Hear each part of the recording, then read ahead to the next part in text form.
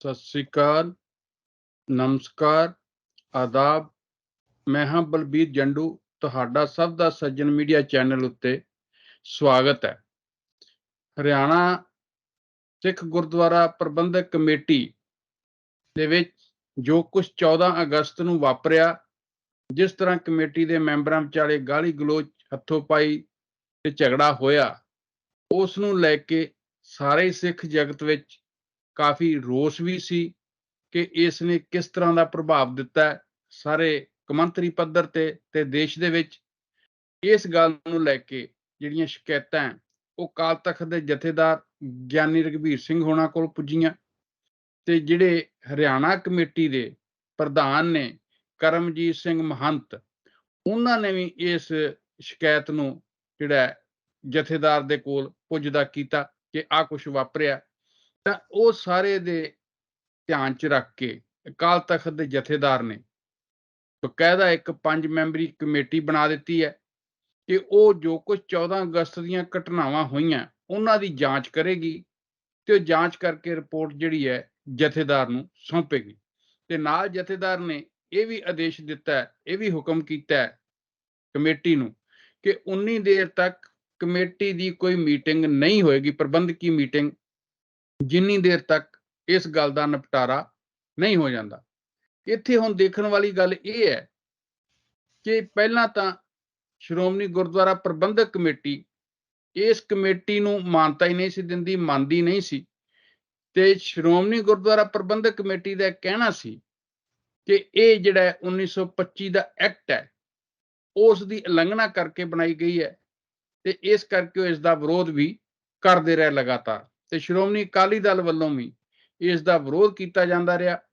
ਇਸ ਨੂੰ ਜਿਹੜਾ ਬਕਾਇਦਾ ਇਹ ਕਿਹਾ ਗਿਆ ਕਿ ਇਹ ਕੇਂਦਰ ਸਰਕਾਰ ਦਾ, ਹਰਿਆਣਾ ਸਰਕਾਰ ਦਾ ਸਿੱਖਾਂ ਦੇ ਮਾਮਲਿਆਂ 'ਚ ਦਖਲ ਹੈ। ਪਰ ਹੁਣ ਜਿੱਥੇ ਅਕਾਲ ਤਖਤ ਦੇ ਜਥੇਦਾਰ ਨੇ ਇੱਕ ਕਮੇਟੀ ਬਣਾਈ ਹੈ, ਉੱਥੇ ਦੂਸਰੇ ਪਾਸੇ ਅਕਾਲੀ ਦਲ ਦੇ ਪ੍ਰਧਾਨ ਸੁਖਬੀਰ ਸਿੰਘ ਬਾਦਲ ਨੇ ਇਸ ਗੱਲ ਦਾ ਐਲਾਨ ਕਰ ਦਿੱਤਾ ਹੈ ਕਿ ਹਰਿਆਣਾ ਸਿੱਖ ਗੁਰਦੁਆਰਾ ਪ੍ਰਬੰਧਕ ਕਮੇਟੀ ਦੀਆਂ ਚੋਣਾਂ ਸ਼੍ਰੋਮਣੀ ਅਕਾਲੀ ਦਲ ਲੜੇਗਾ। ਤੇ ਇਸ ਦੇ ਉੱਤੇ ਜਿਹੜਾ ਸ਼੍ਰੋਮਣੀ ਅਕਾਲੀ ਦਲ ਸੰਯੁਕਤ ਦੇ ਜਿਹੜੇ ਸੀਨੀਅਰ ਮੀਤ ਪ੍ਰਧਾਨ ਹੈ ਜਸਟਿਸ ਨਿਰਮਲ ਸਿੰਘ, ਉਹਨਾਂ ਨੇ ਕਿਹਾ ਕਿ ਕੀ ਹੁਣ ਸੁਖਬੀਰ ਸਿੰਘ ਬਾਦਲ ਹੋਣਾ ਨੇ ਵੀ ਜਿਹੜੀ ਹੈ ਹਰਿਆਣਾ ਦੀ ਕਮੇਟੀ ਉਸ ਨੂੰ ਮਾਨਤਾ ਦੇ ਦਿੱਤੀ ਹੈ, ਤੇ ਜਿਹੜਾ ਉਹ ਪਹਿਲਾਂ ਵਿਰੋਧ ਕਰਦੇ ਰਹੇ ਹੈ ਤੇ ਉਹ ਇੱਕ ਕੀ ਡਰਾਮਾ ਹੀ ਸੀ। ਤੇ ਬਕਾਇਦਾ ਸਿੱਖਾਂ ਨੂੰ ਆਪਣੇ ਨਾਲ ਰੱਖਣ ਦੇ ਲਈ ਇਹ ਡਰਾਮਾ ਉਹਨਾਂ ਨੇ ਕੀਤਾ।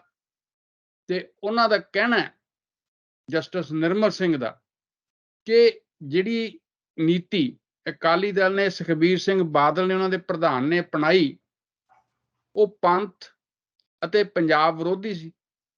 ਇਹੀ ਕਾਰਨ ਹੈ ਕਿ ਪੰਥ ਅਤੇ ਪੰਜਾਬ ਵਿਰੋਧੀ ਨੀਤੀ ਅਪਣਾਉਣ ਕਰਕੇ ਸ਼੍ਰੋਮਣੀ ਅਕਾਲੀ ਦਲ ਹਾਸ਼ੀਏ ਤੇ ਚਲਾ ਗਿਆ। ਤੇ ਉਹਨਾਂ ਦਾ ਇਹ ਵੀ ਕਹਿਣਾ ਸੀ ਕਿ ਬਕਾਇਦਾ ਜਿਸ ਤਰ੍ਹਾਂ ਹਰਿਆਣੇ ਦੇ ਸਿੱਖਾਂ ਨੇ ਪਹਿਲਾਂ ਵੀ ਸ਼੍ਰੋਮਣੀ ਅਕਾਲੀ ਦਲ ਨੂੰ, ਸੁਖਬੀਰ ਸਿੰਘ ਬਾਦਲ ਨੂੰ ਨਕਾਰਿਆ, ਤਾਂ ਹੁਣ ਵੀ ਉਹ ਜੇ ਚੋਣਾਂ 'ਚ ਭਾਗ ਲੈਂਦਾ ਉੱਥੇ ਹਰਿਆਣਾ ਸਿੱਖ ਗੁਰਦੁਆਰਾ ਪ੍ਰਬੰਧਕ ਕਮੇਟੀ ਦੀਆਂ, ਤਾਂ ਸੰਗਤ ਉਸ ਤਰ੍ਹਾਂ ਹੀ ਨਕਾਰੇਗੀ। ਇਹ ਜਿਹੜੀ ਸਾਰੀ ਸਥਿਤੀ ਬਣੀ ਆ, ਇਸ ਨੂੰ ਦੇਖਦਿਆਂ ਹੋਇਆਂ ਤੇ ਦੂਸਰੇ ਪਾਸੇ ਅਸੀਂ ਦੇਖਦੇ ਹਾਂ ਕਿ ਜਿਹੜੇ ਕਦੇ ਸ਼੍ਰੋਮਣੀ ਅਕਾਲੀ ਦਲ ਦੇ ਵੱਡੇ ਆਗੂਆਂ ਸ਼ੁਮਾਰ ਸੀ, ਮੋਹਰੀ ਆਗੂਆਂ ਸ਼ੁਮਾਰ ਸੀ, ਤੇ ਦਿੱਲੀ ਦੀ ਜਿਹੜੀ ਕਮਾਂਡ ਉਹਨਾਂ ਨੂੰ ਦਿੱਤੀ ਹੋਈ ਸੀ ਸ਼੍ਰੋਮਣੀ ਅਕਾਲੀ ਦਲ ਨੇ, ਜਿਹੜੇ ਸਿਰਸਾ, ਉਹਨਾਂ ਨੂੰ ਬਕਾਇਦਾ ਜਿਹੜਾ ਭਾਰਤੀ ਜਨਤਾ ਪਾਰਟੀ ਨੇ ਆਪਣਾ ਕੌਮੀ ਸਕੱਤਰ ਜਿਹੜਾ ਐਲਾਨ ਦਿੱਤਾ। ਤੇ ਇਸ ਗੱਲ ਦੇ ਬੜੇ ਚਰਚੇ ਵੀ ਹੈਗੇ ਆ ਕਿ ਹੋ ਸਕਦਾ ਉਹਨਾਂ ਨੂੰ ਪੰਜਾਬ ਤੇ ਹਰਿਆਣਾ ਦਾ ਪ੍ਰਭਾਰੀ ਬਣਾ ਦਿੱਤਾ ਜਾਵੇ। ਸੋ ਇਹ ਜਿਹੜੀ ਸਾਰੀ ਸਥਿਤੀ ਨਵੀਂ ਬਣੀ ਹੈਗੀ ਹੈ, ਤੇ ਇਹਦੇ ਵਿੱਚ ਸ਼੍ਰੋਮਣੀ ਅਕਾਲੀ ਦਲ ਦਾ ਜਿਹੜਾ ਪਹਿਲਾ ਸਟੈਂਡ ਸੀ, ਪਹਿਲਾਂ ਉਹਨਾਂ ਨੇ ਜੋ ਕੁਝ ਕਿਹਾ ਸੀ, ਤੇ ਸ਼੍ਰੋਮਣੀ ਗੁਰਦੁਆਰਾ ਪ੍ਰਬੰਧਕ ਕਮੇਟੀ ਨੇ ਜੋ ਕੁਝ ਪਹਿਲਾਂ ਕਿਹਾ ਸੀ, ਅਕਾਲ ਤਖਤ ਦੇ ਜਥੇਦਾਰ ਨੇ ਜੋ ਕੁਝ ਪਹਿਲਾਂ ਕਿਹਾ ਸੀ, ਕੀ ਉਹ ਸਾਰੇ ਤੋਂ ਵਾਪਸੀ ਹੋ ਗਈ ਹੈ? ਤੇ ਕੀ ਉਹਨਾਂ ਨੇ ਹਰਿਆਣਾ ਕਮੇਟੀ ਨੂੰ ਹੁਣ ਮਾਨਤਾ ਦੇ ਕੇ ਉਹਨਾਂ ਨੂੰ ਇਹ ਲੱਗਿਆ ਕਿ ਇਹ ਉਲੰਘਣਾ ਨਹੀਂ ਹੈ ਐਕਟ ਦੀ? ਇਸ ਜਿਹੜੇ ਸਾਰੀ ਵਿਰੋਧੀ ਸਥਿਤੀ ਹੈ ਜਾਂ ਵਿਰੋਧੀ ਸਟੈਂਡ ਹੈ, ਇਹਨਾਂ ਦੇ ਉੱਤੇ ਅਸੀਂ ਚਰਚਾ ਕਰਾਂਗੇ। ਇਸ ਚਰਚਾ ਦੇ ਲਈ ਅੱਜ ਸਾਡੇ ਨਾਲ ਜੁੜੇ ਨੇ ਸੀਨੀਅਰ ਪੱਤਰਕਾਰ ਸਰਦਾਰ ਜਸਪਾਲ ਸਿੰਘ ਸਿੱਧੂ, ਜਿਨ੍ਹਾਂ ਨੇ ਸਿੱਖ ਰਾਜਨੀਤੀ ਦੇ ਉੱਤੇ ਬੜਾ ਡੂੰਘਾ ਅਧਿਐਨ ਕੀਤਾ, ਔਰ ਉਹਨਾਂ ਨੇ ਬਕਾਇਦਾ ਜਿਹੜਾ ਖਾਸ ਕਰਕੇ ਜਿਹੜਾ ਧਰਮ ਯੁੱਧ ਮੋਰਚੇ ਤੋਂ ਲੈ ਕੇ ਸਿੱਖ ਸਿਆਸਤ ਜਿਸ ਤਰ੍ਹਾਂ ਅੱਗੇ ਤੁਰੀ ਹੈ, ਉਸ ਦੇ ਉੱਤੇ ਉਹਨਾਂ ਨੇ ਬੜੀ ਨੇੜਿਓਂ ਨਜ਼ਰ ਰੱਖੀ ਹੈ। ਤੇ ਇਸ ਸਬੰਧ ਦੇ ਵਿੱਚ ਖਾਸ ਕਰਕੇ ਜਿਹੜੀਆਂ ਉਸ ਦੀਆਂ 84 ਦੀਆਂ ਘਟਨਾਵਾਂ ਸੀ, ਉਹਨਾਂ ਨੇ ਇੱਕ ਪੰਜਾਬੀ ਦੇ ਵਿੱਚ ਪੁਸਤਕ ਵੀ ਲਿਖੀ ਹੈ ਕਿ 84 ਦੀ ਜੂਨ ਦੀ ਪੱਤਰਕਾਰੀ।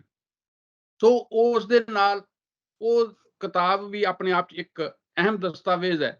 ਤੇ ਉਸ ਤੋਂ ਬਾਅਦ ਵੀ ਲਗਾਤਾਰ ਉਹਨਾਂ ਨੇ ਜਿਹੜੀ ਸਿੱਖ ਰਾਜਨੀਤੀ ਜੋ ਕੁਛ ਵਾਪਰਿਆ, ਉਸ ਦੇ ਉੱਤੇ ਉਹਨਾਂ ਦੀ ਇੱਕ ਆਪਣੀ ਰਾਏ ਹੈ, ਆਪਣਾ ਇੱਕ ਨਜ਼ਰੀਆ ਹੈ, ਜਿਸ ਦੇ ਉਹ ਹੁਣ ਵੀ ਉਹਨਾਂ ਦਾ ਇਹ ਕਹਿਣਾ ਹੈ ਕਿ ਜੋ ਕੁਛ ਵਾਪਰ ਰਿਹਾ, ਜਿਸ ਤਰ੍ਹਾਂ ਅਸੀਂ ਆਪਣੀਆਂ ਪਹਿਲੀਆਂ ਵੀ ਡਿਸਕਸ਼ਨ ਦੇ ਵਿੱਚ ਲਿਆ ਸੀ ਕਿ ਉਹਨਾਂ ਦੀ ਇਸ ਬਾਰੇ ਹੁਣ ਜੋ ਕੁਛ ਵਾਪਰਿਆ, ਉਹਨਾਂ ਦੀ ਕੀ ਰਾਏ ਹੈ, ਇਹ ਅਸੀਂ ਉਹਨਾਂ ਤੋਂ ਜਾਣਾਂਗੇ। ਸਿੱਧੂ ਸਾਹਿਬ, ਤੁਹਾਡਾ ਸਵਾਗਤ ਹੈ ਪ੍ਰੋਗਰਾਮ 'ਚ। ਧੰਨਵਾਦ ਜੀ, ਸ਼ੁਕਰੀਆ। ਸਿੱਧੂ ਸਾਹਿਬ, ਜੋ ਕੁਛ ਹੁਣ ਜਿਸ ਤਰ੍ਹਾਂ ਅਕਾਲ ਤਖਤ ਦੇ ਜਥੇਦਾਰ ਨੇ 5 ਮੈਂਬਰੀ ਕਮੇਟੀ ਬਣਾਤੀ ਤੇ ਸ਼੍ਰੋਮਣੀ ਅਕਾਲੀ ਦਲ ਦੇ ਪ੍ਰਧਾਨ ਸੁਖਬੀਰ ਸਿੰਘ ਬਾਦਲ ਨੇ ਐਲਾਨ ਕਰਤਾ ਕਿ ਉਹ ਸ਼੍ਰੋਮਣੀ ਜਿਹੜੀ ਹਰਿਆਣਾ ਦੀ ਜਿਹੜੀ ਸਿੱਖ ਗੁਰਦੁਆਰਾ ਪ੍ਰਬੰਧਕ ਕਮੇਟੀ ਆ, ਉਹਦੀਆਂ ਚੋਣਾਂ ਲੜਨਗੇ। ਤੁਸੀਂ ਇਹ ਸਾਰੇ ਦੇ ਬਾਰੇ ਕੀ ਕਹਿਣਾ ਚਾਹੁੰਦੇ ਹੋ? ਇਸ ਨੂੰ ਕਿਸ ਤਰ੍ਹਾਂ ਦੇਖਦੇ ਹੋ? ਤੁਹਾਡੀ ਕੀ ਰਾਏ ਹੈ ਕਿ ਇਹ ਗੱਲ ਹੁਣ ਕਿੱਧਰ ਨੂੰ ਤੁਰ ਰਹੀ ਹੈ?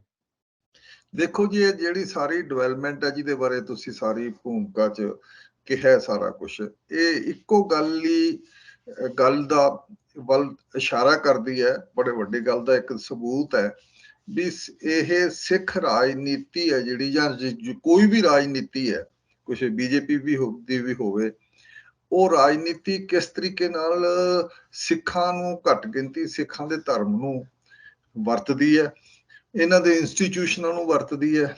ਤੇ ਇੰਸਟੀਚਿਊਸ਼ਨ ਆ ਜਿਹੜੇ ਕਿ ਨਾ, ਉਹ ਵਰਤੇ ਵੀ ਜਾਂਦੇ ਆ। ਅਸੀਂ ਇਹ ਕਹਿ ਦਈਏ ਵੀ ਇਹਨਾਂ ਦਾ ਵਰਤਣਾ ਜਿਹੜਾ ਹੈ ਵੋਟਾਂ ਲਈ, ਵੋਟ ਬੈਂਕ ਬਣਾਉਣ ਲਈ, ਇਹ ਸਾਰਾ ਜੇ ਬਹੁਤ ਜ਼ੋਰ ਸ਼ੋਰ ਨਾਲ ਵਰਤਿਆ ਜਾ ਰਿਹਾ। ਅਸੀਂ ਇਹ ਕਹਿ ਸਕਦੇ ਹਾਂ ਵੀ ਇੰਸਟੀਚਿਊਸ਼ਨ ਹੁਣ ਤਕੜੇ ਨਹੀਂ ਰਹੇ। ਇੰਸਟੀਚਿਊਸ਼ਨਾਂ ਨੂੰ ਤਾਂ ਇੱਕ ਤਰੀਕੇ ਨਾਲ ਫੁੱਟਬਾਲ ਹੀ ਬਣਾਤਾ, ਕਦੇ ਇੱਧਰ ਨੂੰ ਲੈ ਗਏ, ਕਦੇ ਇੱਧਰ ਨੂੰ ਲੈ ਗਏ। ਤੇ ਇਹਨਾਂ ਨੇ ਇਸ ਕਰਕੇ ਅਸੀਂ ਕਹਿ ਸਕਦੇ ਹਾਂ ਵੀ ਸਿੱਖ ਇੰਸਟੀਚਿਊਸ਼ਨ ਸਣੇ ਪੋਲੀਟੀਕਲ, ਜਿਹੜਾ ਪਾਰਟੀ ਦੇ ਲੈਵਲ ਤੇ ਵੀ ਕੋਈ ਸਿੱਖਾਂ ਦੀ ਪਾਰਟੀ ਹੋਵੇ ਜਾਂ ਸਿੱਖਾਂ ਦੇ ਹੱਕ ਦੀ ਗੱਲ ਖੜੀ ਕਰਦੀ ਹੋਵੇ, ਉਹ ਸਾਰੇ ਕਲੈਪਸ ਹੋ ਚੁੱਕੇ ਆ, ਬਿਲਕੁਲ ਖਤਮ ਹੋ ਚੁੱਕੇ ਆ, ਡਿੱਗ ਚੁੱਕੇ ਆ। ਹੁਣ ਇਹ ਹੈ ਵੀ ਇਹਨਾਂ ਨੂੰ ਦੁਬਾਰਾ ਖੜੇ ਕਰਨ ਲਈ ਕੋਈ ਖਾਸ ਕਿਸਮ ਦਾ ਕੋਈ ਸਰਗਰਮ ਗਰੁੱਪ ਵੀ ਨਹੀਂ। ਛੋਟੇ ਮੋਟੀਆਂ ਐਫਰਟਸ ਹੋ ਰਹੀਆਂ। ਅਨੰਦਪੁਰ ਸਾਹਿਬ ਦੇ ਵਿੱਚ ਪਿੱਛੇ ਜੇ ਐਫਰਟਸ ਹੋਈ ਸੀ ਵੀ ਇਹ ਅਸੀਂ ਮੁੜ ਕੇ ਫਿਰ ਸਿੱਖ ਇਹ ਅਕਾਲ ਤਖਤ ਦੀ ਚੋਣ ਕਿਵੇਂ ਹੋਵੇ, ਅਕਾਲ ਤਖਤ ਕਿਹਨੂੰ ਰਿਪਰੈਜ਼ੈਂਟ ਕਰੇ। ਪਰ ਇਹ ਜਿਹੜੀਆਂ ਸਾਰੀਆਂ ਕੋਸ਼ਿਸ਼ਾਂ, ਉਹਦੇ ਵਿੱਚ ਅਬਸਟਰੈਕਟ ਰੂਪ ਵਿੱਚ ਬਹੁਤਾ ਕੁਝ ਕਿਹਾ ਜਾਂਦਾ। 18ਵੀਂ ਸਦੀ 'ਚ ਪਹੁੰਚ ਜਾਂਦੇ ਆ, ਰਵਾਇਤੀ ਗੱਲਾਂ ਤੇ ਪਹੁੰਚ ਜਾਂਦੇ ਆ। ਹੁਣ ਨਾ ਉਹ ਰਵਾਇਤ ਨੂੰ ਜਿਵੇਂ ਮਰਜ਼ੀ ਉਸ ਨੂੰ ਇੰਟਰਪ੍ਰੈਟ ਕਰੀ ਜਾਓ, ਰਵਾਇਤ ਦੇ ਇਸ ਕਿਸਮ ਦੇ ਸਬੂਤ ਠੋਸ ਬਣਦੇ ਨਹੀਂ। ਇਹ ਗੱਲ ਜਦੋਂ ਪੋਲੀਟੀਕਲ ਲੈਵਲ ਉੱਤੇ ਇੱਕ ਇੰਸਟੀਚਿਊਸ਼ਨ ਵਰਤੇ ਜਾਂਦੇ ਹੋਣ, ਉਦੋਂ ਰਵਾਇਤ ਆਪਣੇ ਆਪ ਵਿੱਚ ਰੋਕ ਨਹੀਂ ਸਕਦੀ। ਉਹ ਪੋਲੀਟਿਕਸ ਨੂੰ, ਪੋਲੀਟਿਕਸ ਦੀ ਕਾਰਟ ਹੀ ਚਾਹੀਦੀ ਆ ਮੌਕੇ ਤੇ, ਕਿਵੇਂ ਰੋਕਿਆ ਜਾਵੇ ਸਾਰੇ ਕੁਝ ਨੂੰ। ਤਾਂ ਇਸ ਕਰਕੇ ਸਿੱਖਾਂ ਵਿੱਚ ਉਸ ਕਿਸਮ ਦਾ ਪਰਸਪੈਕਟਿਵ ਵੀ ਨਹੀਂ ਦਿਖਦਾ ਵੀ ਕੀ ਇਹ ਸਿੱਖ ਆਪਦੇ ਇੰਸਟੀਚਿਊਸ਼ਨ ਨੂੰ ਸਿੱਖ ਮਿਨੋਰਿਟੀ ਦੇ ਇੰਸਟੀਚਿਊਸ਼ਨ ਲੈਵਲ ਉੱਤੇ ਬਚਾ ਕੇ ਰੱਖਣ, ਜਾਂ ਉਹਨਾਂ ਨੂੰ ਕਾਇਮ ਰੱਖਣ, ਜਾਂ ਤਗੜਾ ਕਰਨ, ਜਾਂ ਫਿਰ ਮਤਲਬ ਕਿ ਇਹ ਇੱਕ ਹੋਰ ਕਿਸੇ ਵੱਡੇ ਇੱਕ ਧਰਮ ਦੀ ਸੰਸਥਾ ਦੇ ਲੈਵਲ ਉੱਤੇ ਇਸ ਨੂੰ ਬਣਾ ਕੇ ਰੱਖਣ। ਕੋਈ ਕਿਸੇ ਕਿਸਮ ਦਾ ਪਰਸਪੈਕਟਿਵ ਹੈ ਨਹੀਂ। ਇਹਨਾਂ ਦੀ ਆਪ ਦੀ ਸਥਿਤੀ ਕੀ ਹੈ, ਪਾਪੂਲੇਸ਼ਨ ਕੀ ਹੈ, ਅਟੈਕ ਕੀ ਹੈ, ਸਾਰੇ ਤੇ ਕੋਈ ਬਹੁਤ ਵੱਡਾ ਕਿਸੇ ਕਿਸਮ ਦਾ ਵਿਜ਼ਨ, ਕਿਸੇ ਕਿਸਮ ਦਾ ਵੱਡਾ ਐਨਾਲਿਸਿਸ ਨਹੀਂ ਆ ਰਿਹਾ, ਸਮੁੱਚਾ ਐਨਾਲਿਸਿਸ ਨਹੀਂ ਆ ਰਿਹਾ। ਜਿਵੇਂ ਹੁਣ ਅਕਾਲ ਤਖਤ ਦੇ ਵਿੱਚ ਕੀ ਅਸੀਂ ਕਹਿ ਸਕਦੇ ਹਾਂ, ਅਕਾਲ ਤਖਤ ਦੀ ਜਿਹੜੀ ਡਿਵੈਲਪਮੈਂਟ ਹੋਈ ਹੈ ਹੁਣ, ਵੀ ਇਹਨੂੰ ਕਿਵੇਂ ਵਰਤਿਆ ਜਾਵੇ। ਹਰਿਆਣੇ ਵਾਲੇ ਕਰਮਜੀਤ ਸਿੰਘ, ਮਹੰਤ ਕਰਮਜੀਤ ਸਿੰਘ ਨੂੰ ਵੀ ਇਹ ਲੱਗਿਆ ਵੀ ਮੇਰੀ ਅਕਾਲ ਤਖਤ ਤੇ ਜਾ ਕੇ ਮੇਰੀ ਪ੍ਰਵਾਨਗੀ ਹੋ ਜੂ, ਐਕਸੈਪਟੈਂਸ ਹੋ ਜੂਗੀ। ਉਹਨੇ ਵੀ ਚਿੱਠੀ ਲਿਖਤੀ। ਦੂਜਿਆਂ ਨੂੰ ਇਹ ਹੋ ਗਿਆ ਵੀ ਅਸੀਂ ਥੋੜਾ ਜਿਹਾ ਹੁਣ ਆਹ ਲੜਾਈ 'ਚ ਸਿੱਖਾਂ ਦੀ ਬਹੁਤੀ ਬੇਇੱਜ਼ਤੀ ਹੁੰਦੀ ਹੈ, ਸੋਸ਼ਲ ਮੀਡੀਆ ਤੇ ਬਹੁਤ ਜ਼ਿਆਦਾ ਖਿਲਰ ਗਈ ਹੈ, ਤੇ ਹੁਣ ਅਸੀਂ ਵੀ ਆਪਣਾ ਅਸਰਟ ਕਰੀਏ ਵੀ ਨਹੀਂ, ਸਿੱਖਾਂ ਨੂੰ ਇਹੋ ਨਹੀਂ ਕਰਨਾ ਚਾਹੀਦਾ। ਦੋਨਾਂ ਦੀ ਆਪਣੀਆਂ ਆਪਣੀਆਂ ਲੋੜਾਂ 'ਚੋਂ ਗੱਲ ਨਿਕਲਦੀ ਹੈ। ਤੇ ਪਰ ਇਹਦੇ ਵਿੱਚੋਂ ਸਾਰੀ ਗੱਲ ਇਹ ਨਿਕਲ ਰਹੀ ਹੈ ਵੀ ਤੁਸੀਂ ਡੇਰੇਦਾਰੀ ਨੂੰ, ਵੋਟ ਬੈਂਕ ਵਾਲੇ ਜਿਹੜੇ ਆਧਾਰ ਹੈ, ਛੋਟੇ ਛੋਟੇ ਡੇਰੇ ਬਣੇ ਹੋਏ, ਉਹਨਾਂ ਨੂੰ ਤੁਸੀਂ ਪ੍ਰਵਾਨਗੀ ਦੇ ਰਹੇ ਹੋ ਕਿ ਇੰਸਟੀਚਿਊਸ਼ਨਾਂ ਨੂੰ ਪ੍ਰਵਾਨਗੀ ਨਹੀਂ ਦੇ ਰਹੇ। SGPC ਦੇ ਨੇ ਕੀ ਅਧਿਕਾਰ ਹੈ ਜਾਂ ਕਿਵੇਂ ਐਸਜੀਪੀਸੀ ਇਸ ਨੂੰ ਅਕਾਲ ਤਖਤ ਨੂੰ ਚੁਣੇ, ਅਕਾਲ ਤਖਤ ਦੇ ਜਥੇਦਾਰ ਦੀ ਕਿਸ ਤਰ੍ਹਾਂ ਦੀ ਸਿਲੈਕਸ਼ਨ ਜਾਂ ਇਲੈਕਸ਼ਨ ਹੋਵੇ, ਜਾਂ ਇੱਕ ਖਾਸ ਕਿਸਮ ਦਾ ਕੋਈ ਕੁਲੀਜਨ ਕਾਲਜ ਬਣਿਆ ਜਾਵੇ ਜਿਹੜਾ ਉਸ ਨੂੰ ਸਾਰੇ ਉਹਦੇ ਵਿੱਚੋਂ ਚੋਣ ਹੋਵੇ, ਜਾਂ ਜਿਹੜੇ ਸਿੱਖ ਸਕਾਲਰਸ ਹੋਣ ਉਹਨਾਂ ਦਾ ਇੱਕ ਇਕੱਠ ਦੁਨੀਆ ਲੈਵਲ ਤੇ ਕੀਤਾ ਜਾਵੇ ਜਿਹਦੇ ਰਿਕੋਗਨਾਈਜ਼ਡ ਹੋਣ, ਉਹ ਫਿਰ ਅੱਗੇ ਚੁਣ। ਕਈ ਕਿਸਮ ਦੀਆਂ ਗੱਲਾਂ ਹੋ ਰਹੀਆਂ, ਪਰ ਕਰੇ ਕੌਣ, ਕਿਵੇਂ ਹੋਵੇ, ਕੌਣ ਬਿੱਲੀ ਦੇ ਗਲ 'ਚ ਟੱਲੀ ਬੰਨੇ, ਇਹ ਸਾਰਾ ਕੁਝ ਉਸੇ ਤਰੀਕੇ ਨਾਲ ਖੜਾ ਹੈ। ਤੇ ਬਸ ਇਹ ਹੈ ਵੀ ਇੱਕ ਵਾਰੀ ਚੋਣ ਅਕਾਲ ਤਖਤ ਦੀ ਕਰਨ ਲੱਗ ਗਏ ਅਕਾਲੀ ਦਲ ਵਾਲੇ ਲੋੜ ਮੁਤਾਬਕ ਅਕਾਲ ਤਖਤ ਦੇ ਜਥੇਦਾਰ ਦੀ, ਤੇ ਉਹ ਉਸ ਮੁਤਾਬਕ ਉਹ ਵਰਤਣ ਵੀ ਲੱਗ ਗਏ। ਜਿੰਨਾ ਅਕਾਲ ਤਖਤ ਨੂੰ ਡੇਰੇਦਾਰੀਆਂ ਨੂੰ ਵਰਤਿਆ, ਜਿਵੇਂ ਹੁਣ ਮਤਲਬ ਕਿ ਸਰਸੇ ਵਾਲੇ ਡੇਰੇਦਾਰ ਨੂੰ ਵੀ ਵਰਤਿਆ ਉਹਨਾਂ ਨੇ ਆਪਦੇ, ਭਾਵੇਂ ਉਹ ਸਿੱਖ ਫੋਲਡ 'ਚ ਨਹੀਂ ਸੀ, ਫਿਰ ਵੀ ਉਹ ਜੁੜਿਆ ਹੋਇਆ 2015 ਦੀ ਬੇਅਦਬੀ ਨਾਲ। 2015 ਜਿਹੜੀ ਕੋਟਪੂਰਾ ਤੇ ਬਰਗਾੜੀ ਵਾਲੀ ਬੇਅਦਬੀ ਉਹਦੇ ਨਾਲ ਉਹ ਜੁੜਿਆ ਹੋਇਆ, ਉਹ ਵੀ ਵੋਟ ਬੈਂਕ ਦਾ ਕਰਕੇ ਸਾਰਾ ਕੁਝ ਹੋਇਆ। ਹੁਣ ਸਵਾਲ ਇਹ ਹੋਇਆ ਵੀ ਇਹ ਸਾਰੇ ਡੇਰੇਦਾਰੀਆਂ ਨੂੰ ਵੋਟ ਬੈਂਕ ਲਈ ਕਿਵੇਂ ਵਰਤਿਆ ਜਾ ਰਿਹਾ ਹੈ, ਤੇ ਧਰਮ ਦੀ ਸੈਂਟਰਲ ਅਥਾਰਟੀ ਨਹੀਂ ਹੈ। ਸੈਂਟਰਲ ਅਥਾਰਟੀ ਬਚ ਸਕਦੀ ਹੈ ਸਿੱਖ ਰਹਿਤ ਮਰਜ਼ਾਦਾ ਨੂੰ ਤੁਸੀਂ ਪੱਕਾ ਕਰੋ, ਜਾਂ ਅਕਾਲ ਤਖਤ ਹੀ ਕਹੇ ਵੀ ਅਸੀਂ ਸਿੱਖ ਰਹਿਤ ਮਰਜ਼ਾਦਾ ਜਿਹੜੀ 13 ਸਾਲਾਂ 'ਚ ਬਣੀ ਸੀ ਮੋਟੇ ਲੈਵਲ ਤੇ, ਉਹੀ ਸਾਡੇ ਕੋਲ ਇੱਕ ਫਰੇਮਵਰਕ ਹੈ, ਅਸੀਂ ਉਹਦੇ ਤੇ ਪਹਿਰਾ ਦਿੰਨੇ ਆ। ਕੋਈ ਨਹੀਂ ਕਹਿੰਦਾ ਕਿਸੇ ਕਰ ਪਹਿਰਾ ਦੇਣਾ। ਅਕਾਲੀ ਦਲ ਤਾਂ ਐਸਜੀਪੀਸੀ ਤਾਂ ਕਹਿੰਦੇ ਹੀ ਨਹੀਂ, ਐਸਜੀਪੀਸੀ ਨਾਲੇ ਉਹਦੇ ਕਿਤਾਬ 'ਚ ਬਣਾ ਕੇ ਵੰਡਦਾ ਉਸ ਰਹਿਤ ਮਰਜ਼ਾਦਾ ਦੇ, ਛਾਪ ਰਿਹਾ, ਡਿਸਟ੍ਰੀਬਿਊਟ ਕਰ ਰਿਹਾ। ਫਿਰ ਵੀ ਐਸਜੀਪੀਸੀ ਦੇ ਉੱਤੇ ਜਿਹੜੇ ਕਾਬਜ਼ ਮੈਂਬਰ ਹੈ ਉਹ ਕਹਿੰਦੇ ਜੀ ਇਹ ਤਾਂ ਇੱਕ ਖਰੜਾ ਸੀਗਾ ਜੀ, ਇਹਨੂੰ ਪ੍ਰਵਾਨਗੀ ਤਾਂ ਮਿਲੀ ਨਹੀਂ ਸੀ। ਤੋ ਇਸ ਕਿਸਮ ਦੀ ਕੋਈ ਸੈਂਟਰਲ ਅਥਾਰਟੀ ਸਿੱਖਾਂ 'ਚ ਹੈ ਨਹੀਂ, ਤੇ ਡਰ ਹੈ ਇਸ ਗੱਲ ਦਾ, ਖਤਰਾ ਇਹ ਹੈ 1925 ਵਿੱਚ ਤਾਂ ਤੁਸੀਂ ਮਹੰਤਾਂ ਨੂੰ ਲਾ ਕੇ, ਮਹੰਤ ਹਿੰਦੂ ਸੀਗੇ ਮੋਸਟਲੀ, ਨਿਰਮਲੇ ਸੀਗੇ ਜਾਂ ਉਦਾਸੀ ਸੀਗੇ, ਉਥੋਂ ਸਿੱਖਾਂ ਨਾਲੋਂ ਇੱਕ ਵੱਖਰੀ ਪਹਿਚਾਣ ਰੱਖਦੇ ਸੀ, ਆਇਡੈਂਟੀਟੀ ਵੱਖਰੀ ਸੀ, ਉਹਨਾਂ ਨੂੰ ਤੁਸੀਂ ਲਾ ਕੇ ਤੇ ਉਹਨਾਂ ਦੇ ਉੱਤੋਂ ਗੁਰਦੁਆਰਿਆਂ ਦੇ ਕਬਜ਼ੇ, ਉਹਨਾਂ ਤੋਂ ਕਬਜ਼ਿਆਂ ਤੋਂ ਉਤਾਰ ਕੇ, ਤੇ ਬੇਸ਼ੱਕ ਅੰਗਰੇਜ਼ਾਂ ਦੀ ਮਦਦ ਸੀ, ਉਹਨਾਂ ਨੂੰ ਤੁਸੀਂ ਆਜ਼ਾਦ ਕਰਵਾ ਲਏ ਗੁਰਦੁਆਰੇ। ਜਿਹੜੀ ਕਮੇਟੀ ਬਣਾਈ ਉਹ ਫਿਰ ਤੁਸੀਂ ਉਹਦੇ ਵਿੱਚ ਫਿਰ ਡੇਰੇਦਾਰੀਆਂ ਸਾਰੀਆਂ ਆ ਗਈਆਂ। ਹੁਣ ਵੋਟ ਬੈਂਕ ਡੇਰੇਦਾਰੀਆਂ ਨੂੰ ਲੈ ਆ, ਵੋਟਾਂ ਇਕੱਠੀਆਂ ਕਰਨੀਆਂ ਹੁੰਦੀਆਂ, ਇਸ ਕਰਕੇ ਮੁੜ ਕੇ ਫਿਰ ਸਿਚੁਏਸ਼ਨ ਉਸੇ ਲੈਵਲ ਤੇ ਫਿਰ ਪਹੁੰਚ ਗਈ ਹੈ 1925 ਲੈਵਲ ਤੇ। 100 ਸਾਲ ਫਿਰ ਅਸੀਂ ਪਿੱਛੇ ਚਲੇ ਗਏ ਹਾਂ। ਇਸੇ ਤਰੀਕੇ ਦਾ ਅਕਾਲ ਤਖਤ ਦਾ ਸਿੱਖ ਮਰਜ਼ਾਦਾ ਦਾ। ਹੁਣ ਸਿੱਖਾਂ ਦੀ ਇੱਕ ਸੈਂਟਰਲ ਸਿੱਖ ਅਥਾਰਟੀ, ਧਾਰਮਿਕ ਅਥਾਰਟੀ ਨਾ ਹੋਣ ਕਰਕੇ ਇਹਨੂੰ ਬੰਨ ਕੇ ਕਿਵੇਂ ਰੱਖਿਆ ਜਾਊ? ਡੇਰੇਦਾਰੀਆਂ ਕਿੰਨੀਆਂ ਕੁੱਬਰਨੀਆਂ, ਕਿੰਨੇ ਕਿਤੇ ਹਿੱਸੇ ਬਣ ਜਾਣਗੇ ਸ਼ੀਆ ਸੁੰਨੀ ਦੀ ਤਰ੍ਹਾਂ, ਜਾਂ ਜਿਸ ਤਰੀਕੇ ਨਾਲ ਹੁਣ ਇਹਨਾਂ 'ਚ ਬਣੇ ਹੋਏ ਕਿੰਨੇ ਟੁਕੜੇ ਬਣੇ ਅਸਾਈਆਂ 'ਚ, ਤੇ ਇਹਨਾਂ ਦੇ ਵੱਖਰੇ ਵੱਖਰੇ ਟੁਕੜੇ ਖੜੇ ਹੋ ਜਾਣਗੇ। ਇਹ ਸਾਰਾ ਕੁਝ ਹੁਣ ਇੰਸਟੀਟਿਊਸ਼ਨਾਂ ਦੇ ਕਮਜ਼ੋਰ ਹੋਣ ਨਾਲ ਵੱਡਾ ਖਤਰਾ ਬਣਿਆ ਖੜਾ ਹੈ। ਹਾਂਜੀ, ਨਹੀਂ ਸਰ ਸਾਹਿਬ, ਇਹ ਤਾਂ ਤੁਹਾਡੀ ਗੱਲ ਠੀਕ ਹੈ, ਪਰ ਜਿਸ ਤਰ੍ਹਾਂ ਸ਼੍ਰੋਮਣੀ ਅਕਾਲੀ ਦਲ ਨੇ ਹੁਣ ਇੱਕ ਰਾਜਸੀ ਪੈਂਤੜਾ ਲੈ ਕੇ ਉੱਥੇ ਚੋਣਾਂ ਲੜਨ ਦਾ ਐਲਾਨ ਕੀਤਾ, ਜਦੋਂ ਕਿ ਪਹਿਲਾਂ ਲਗਾਤਾਰ ਉਸ ਦਾ ਵਿਰੋਧ ਕੀਤਾ, ਇਸ ਦੀ ਤੁਸੀਂ ਰਾਜਨੀਤੀ ਨੂੰ ਕਿਸ ਤਰ੍ਹਾਂ ਦੇਖਦੇ ਹੋ? ਇਹ ਕਿਸ ਪਾਸੇ ਦੀ ਸਿਆਸਤ ਹੋ ਰਹੀ ਹੈ, ਕਿਹਦੀ ਸੇਵਾ ਹੋ ਰਹੀ ਹੈ? ਦੇਖੋ, ਇਹ ਤਾਂ ਸਵਾਲ ਹੈ ਵੀ ਜੇ ਫਰਜ਼ ਕੀਤਾ ਵੀ ਹਰਿਆਣੇ 'ਚ ਉਹਨਾਂ ਨੂੰ ਲੱਗਦਾ ਵੀ ਸਾਡਾ ਥੋੜਾ ਜਿਹਾ ਇੱਕ ਯੂਨਿਟ ਤਕੜਾ ਹੋ ਜੂ, ਪਹਿਲਾਂ ਸੀਗਾ ਅਕਾਲੀ ਦਲ ਦਾ, ਉਹ ਯੂਨਿਟ ਨੂੰ ਅਸੀਂ ਤਕੜਾ ਕਰ ਦਈਏ। ਉਹਨਾਂ ਦੀ ਵੀ ਜ਼ਰੂਰਤ ਆ ਵੀ ਸਾਨੂੰ ਕੋਈ ਸਿਆਸੀ ਧਿਰ ਮਿਲ ਜਾਏ ਜਿਹਦੀ ਦਿੱਲੀ ਤੱਕ ਪਹੁੰਚ ਹੋਵੇ। ਉਹ ਵੀ ਆ ਰਹੇ ਆ, ਸੁਖਬੀਰ ਬਾਦਲ ਨੂੰ ਵੀ ਆਪਦੀ ਪਾਰਟੀ ਫੈਲਾਉਣ ਦਾ, ਪਾਰਟੀ ਮਜ਼ਬੂਤ ਕਰਨ ਦਾ ਮੌਕਾ ਹਰਿਆਣੇ 'ਚ ਮਿਲ ਰਿਹਾ। ਇਸ ਕਰਕੇ ਸਾਰੀ ਸਿਆਸੀ ਹੈ ਹੁਣ।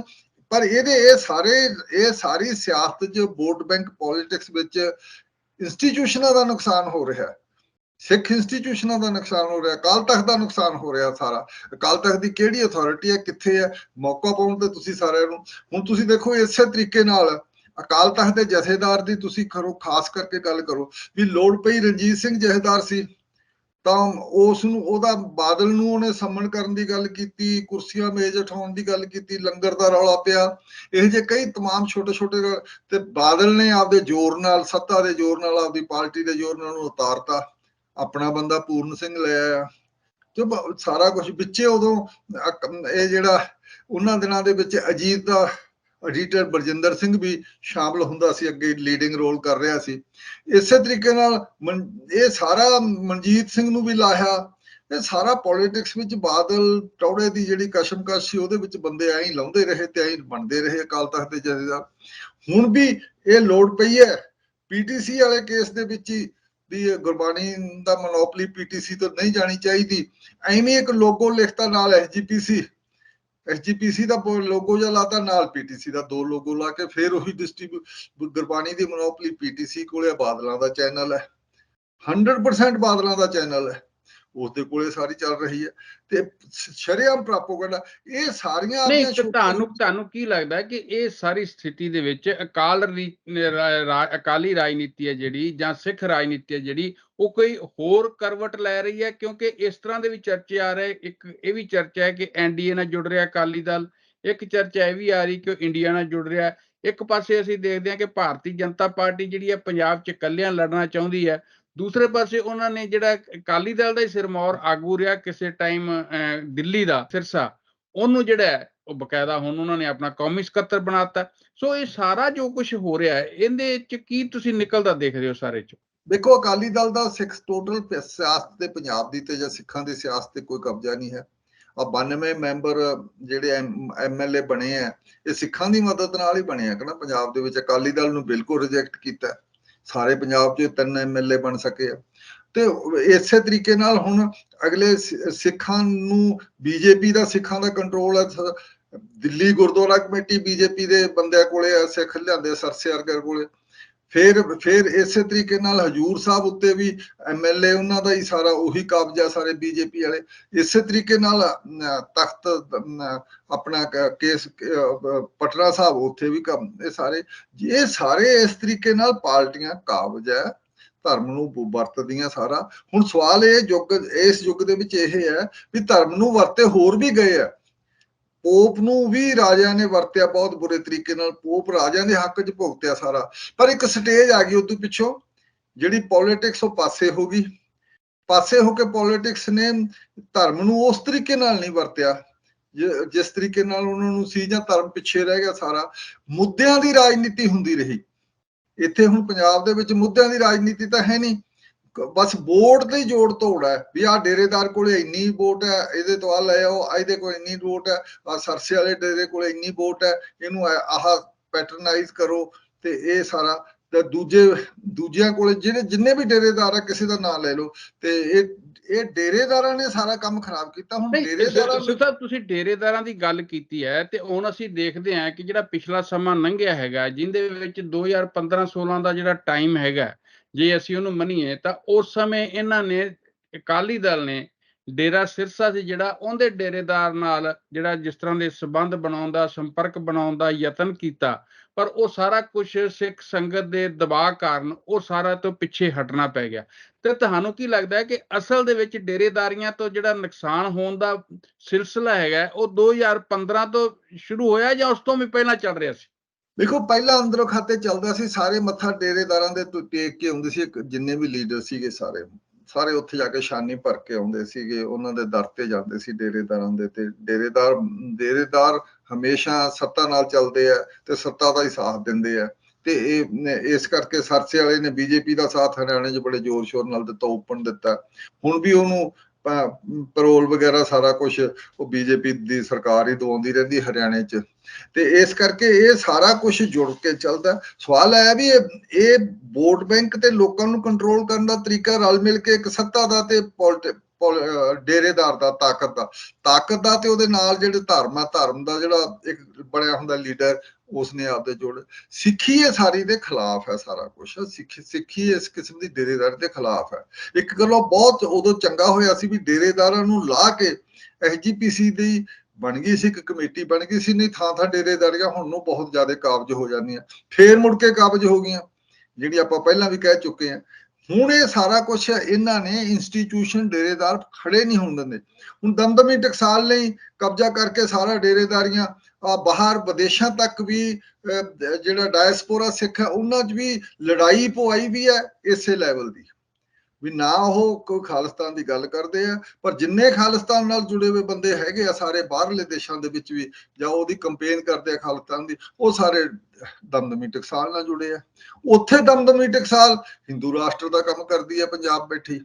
ਹੁਣ ਇਹ ਸਾਰਾ ਕੁਝ ਜਿਹੜਾ ਆਪਣੇ ਆਪ ਵਿੱਚ ਬਹੁਤ ਜ਼ਿਆਦਾ ਕਨਫਿਊਜ਼ਨ ਕ੍ਰੀਏਟ ਕਰਦਾ। ਸਵਾਲ ਤਾਂ ਇਹ ਬਣਦਾ ਵੀ ਅਕਾਲੀ ਦਲ ਦੇ ਵਿੱਚ ਚੋਣ ਹੋਵੇ ਹੁਣ ਐਸਜੀਪੀਸੀ ਦੀ ਸਹੀ ਚੋਣ ਹੋਵੇ, ਧਾਰਮਿਕ ਬੰਦੇ ਅੱਗੇ ਲਿਆਂਦੇ ਜਾਣ ਤੇ ਅਕਾਲ ਤਖਤ ਦੇ ਜਥੇਦਾਰ ਦੀ ਚੋਣ ਲਈ ਵੀ ਕੋਈ ਤੌਰ ਤਰੀਕਾ ਕੱਢਿਆ ਜਾਵੇ। ਮੇਰੇ ਇਹ ਕਈ ਆਪਸ ਵਿੱਚ ਦੀ ਹੋ ਜਾਊ, ਖਾਸ ਕਰਕੇ ਸਾਰੇ ਇਲੈਕਸ਼ਨ ਦੇ ਚੋਣ ਤਰੀਕੇ ਔਰ ਪ੍ਰੋਪੋਰਸ਼ਨਲ ਰਿਪਰੈਜ਼ੈਂਟੇਟਿਵ ਟਾਈਪ ਦੀ ਇਲੈਕਸ਼ਨ ਹੋਣੀ ਚਾਹੀਦੀ ਹੈ।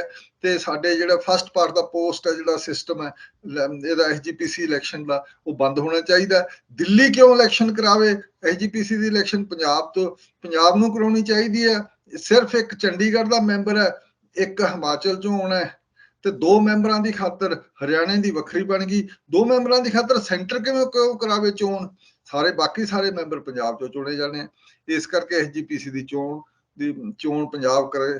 ਕਮ ਸੇ ਕਮ ਪੰਜਾਬ 'ਚ ਪ੍ਰੈਸ਼ਰ ਵੀ ਪੈ ਸਕਦਾ ਸਰਕਾਰ ਤੇ ਵੀ, ਚੋਣ ਇੰਨੀ ਡਿਲੇ ਕਿਉਂ ਕਰਦੇ? 11 ਸਾਲ 2011 ਦੀ ਕਰਾਈ। ਨਹੀਂ, ਇਹ ਸਿਰ ਸਾਹਿਬ ਤੁਹਾਡੀ ਗੱਲ ਠੀਕ ਹੈ ਜੋ ਤੁਸੀਂ ਕਹਿ ਰਹੇ ਹੋ, ਪਰ ਅਸੀਂ ਦੇਖਦੇ ਹਾਂ ਕਿ ਜਿਹੜੀ ਸ਼੍ਰੋਮਣੀ ਗੁਰਦੁਆਰਾ ਪ੍ਰਬੰਧਕ ਕਮੇਟੀ ਦਾ ਜਿਹੜਾ ਸਿੱਖ ਗੁਰਦੁਆਰਾ ਐਕਟ ਬਣਿਆ ਸੀਗਾ, ਉਸ ਦੇ ਤਹਿਤ ਇਹ ਸਾਰਾ ਕੁਝ ਸੀਗਾ। ਤੇ ਪਰ ਹੁਣ ਜਿਸ ਢੰਗ ਦੇ ਨਾਲ ਬਾਈਫਰਕੇਸ਼ਨ ਹੋ ਗਈ, ਜਾਂ ਜਿਸ ਢੰਗ ਨਾਲ ਸੂਬਾ ਬਣਿਆ, ਹਰਿਆਣੇ ਦੀ ਵੱਖਰੀ ਕਮੇਟੀ ਬਣ ਗਈ, ਦਿੱਲੀ ਵਾਲੀ ਵੱਖਰੀ ਹੋ ਗਈ, ਬਾਕੀ ਜਿਸ ਤਰ੍ਹਾਂ ਤੁਸੀਂ ਵੱਖਰਿਆਂ ਦੀ ਗੱਲ ਕੀਤੀ ਹੈ, ਤਾਂ ਕੀ ਲੱਗਦਾ ਕਿ ਉਸ ਐਕਟ ਦੀ ਕੋਈ ਮਹੱਤਤਾ ਵੀ ਰਹਿ ਜੂਗੀ?